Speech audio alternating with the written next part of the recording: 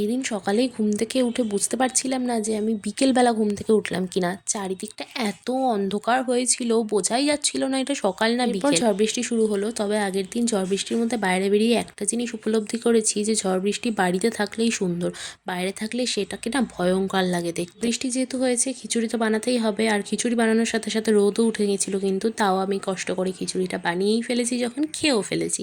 এখানে আমি বানিয়েছিলাম খিচুড়ি আর ডিম ভাজা। এই দিন না খিচুড়ি বানাতে গিয়ে আমার হাতে খিচুড়ি ছিটে এসে পুড়ে যায়, আর তারপরে ওটার একটা বিচ্ছিরি রূপ ধারণ করে। এখন বিকেলের দিকে বৃষ্টির মধ্যে কিছু একটা খেতে ইচ্ছা করছিল, তাই জন্য আমি আর বোন গেছিলাম মোমো খেতে। আর আমাদের এখানে না 60 টাকায় 9 পিস মোমো দেয়, প্লাস 3 রকমের চাটনি, ভীষণ ভালো ব্যাপার।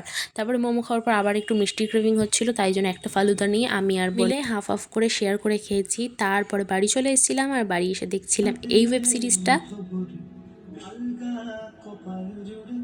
দেব তোমার গানে গল্পের মুখ, তুমি প্রচ্ছদ রং দেবে।